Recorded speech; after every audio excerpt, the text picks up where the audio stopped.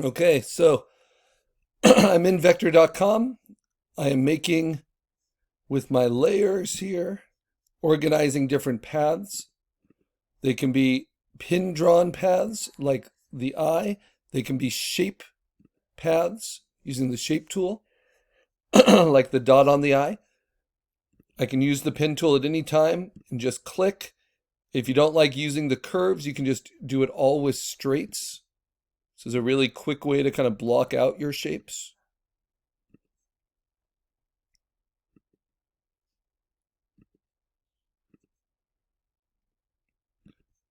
Remember, clean vectors use as few anchor points as possible, but you can always edit them once you've placed them. So this method, this is called polygonal design. You make it all with straights, right? And then I can change it to being filled with the black color and turn off that stroke. And then when I double click it, all my straights will have a cornering tool, which allows things to be rounded. So you can choose what's round and what's not, all without having to deal with those Bezier handles. And this is pretty darn helpful. So if you lose it, just double click on it again so you see those anchors. I don't know why. Trackpads are not always the best for this, but as long as you can select them, right? This can be very helpful for type design because you can control them by having them all be straights, and then you just choose how much you want to round out the corners.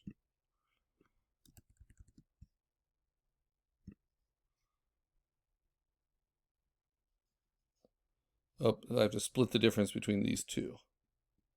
There we go. Because it will only round it out until it gets to the next anchor point, right? And it will always round it out evenly on both sides of the point.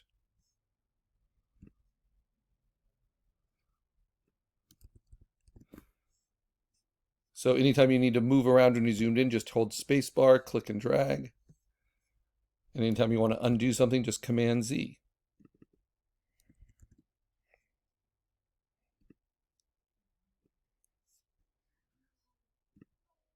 Come on. It's just very precise clicking is often necessary in these vector programs. I want that to be a little bit sharper. And remember that text blocking sketch, it just keeps you mindful of the overall shape you're making with these. You can also move the anchor points around.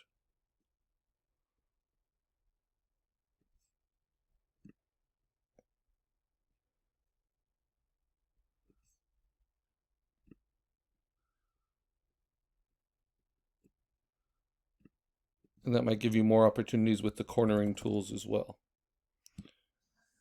So these are all ways to completely customize your type design.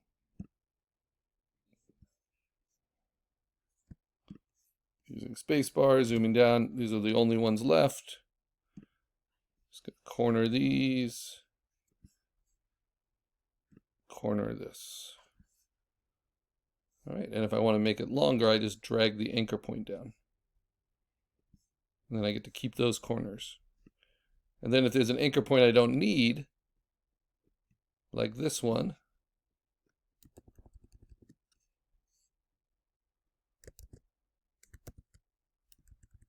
yeah, I do want to make that a little bit thicker. I can just click it and delete it, right? Or if I want to add one, I can just click it on the path and add one, drag it out. And if I want to corner it, I can, like so.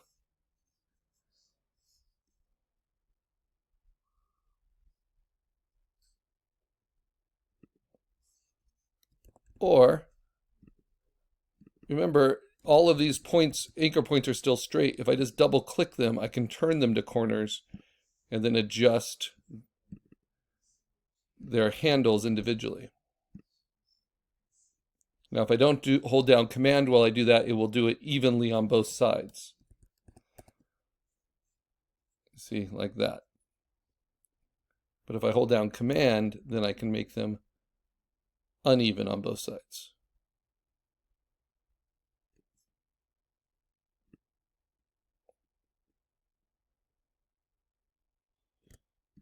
So lots and lots of options. Okay. One last thing, I want to corner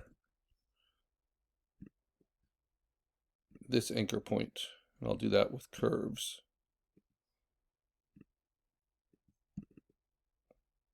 Actually, no, I like that. Okay, so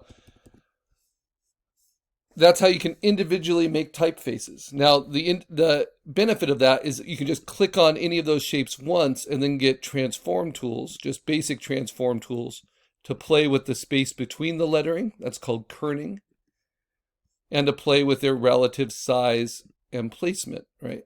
Not just rotation, but scale as well. And you can warp them by holding down Shift. And you can distort. But you're trying to get interesting positive shapes in the type and interesting negative shapes. Double click to get to the individual anchor points to change the shapes and sizes.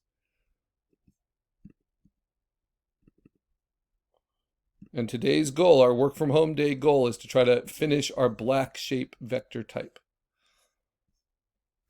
Command Z when you change your mind. That is customizing it completely, like all completely handmade original type.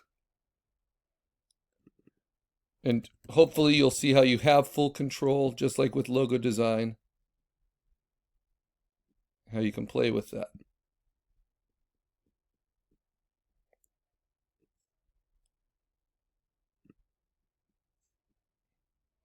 I'm just having fun with these different attributes.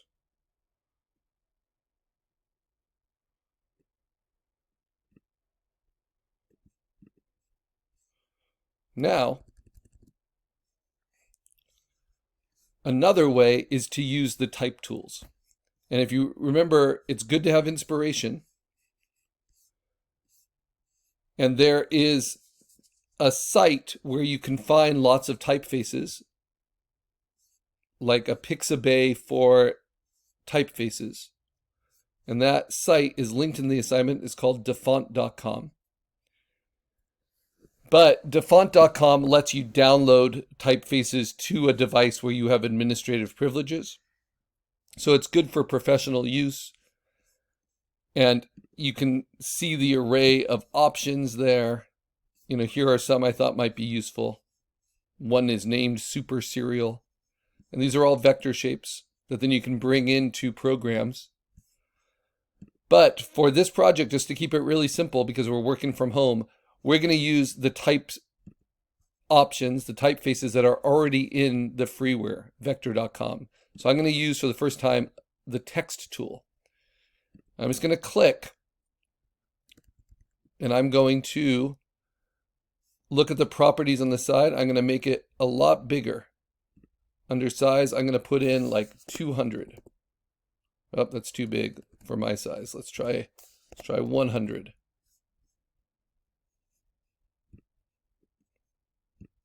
Okay, now you'll see you have a text layer here.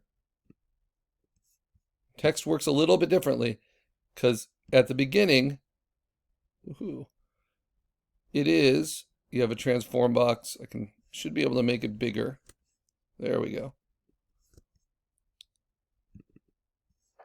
Let's try it again. I'm going to delete this one. Text tool. Click. Let's just zoom in on it. Will it let me? No, it won't let me. Okay, I'm going to put in the remainder of my letters. Some uppercase, some lowercase.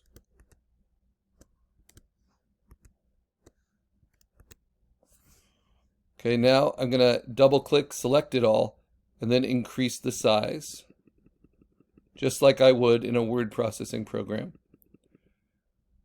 And then I'm going to play with, here, let me increase the window options so you can see this more clearly.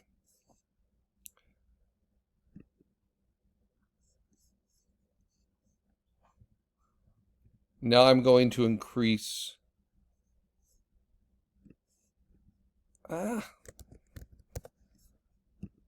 Should still be there. So I typed it in. Just getting it to show up can sometimes be difficult.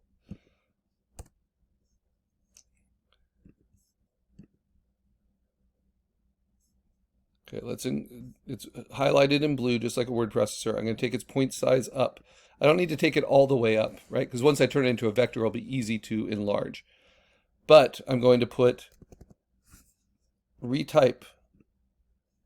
There we go. I can move it. Retype the letters I need. So night, and then I have a capital H, even though it's all in the same word, and then Hawks. Okay, so now I want to try to find a typeface from this list that gets me close to the shapes I want. This is called modifying existing type. That's too fancy, too decorative.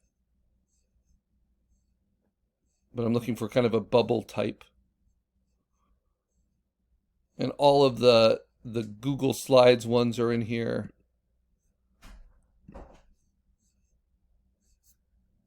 And they're alphabetical, so there's a lot. It starts with Open Sans. But if you go all the way to the top, you can kind of scroll through and see if there's a typeface that looks like it can be helpful to you. So I'm going to really zoom in on the settings so I can see these type options clearly.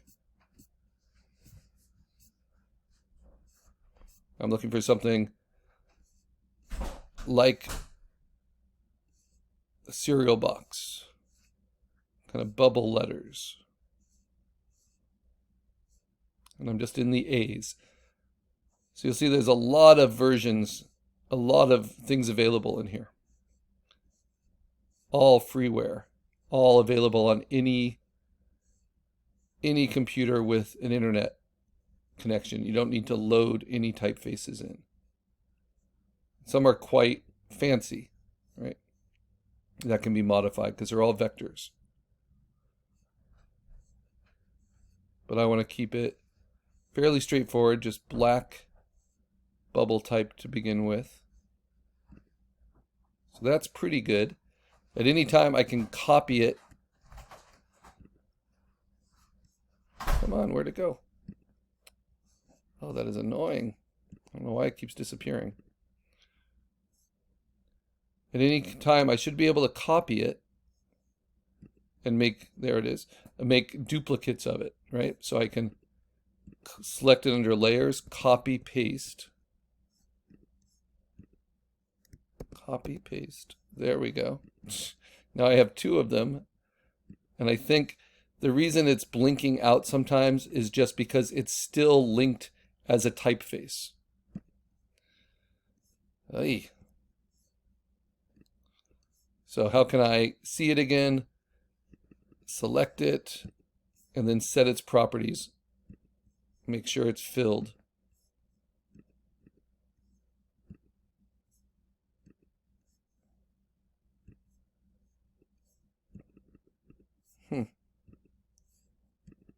Weird.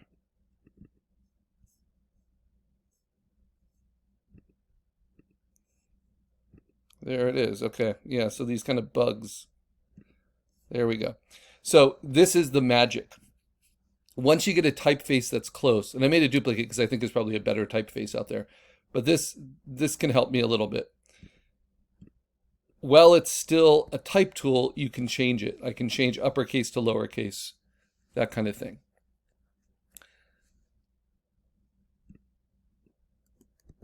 I can also put spaces between them, and I can play with the kerning just through point sizes. But this is the magic. Select it all, and then click right here. And that will outline your text and turn it from a text layer into a vector path. Once it's a vector path, then really, really easy to modify it, just like any other vector. You can double click it and you can play with the individual anchor points.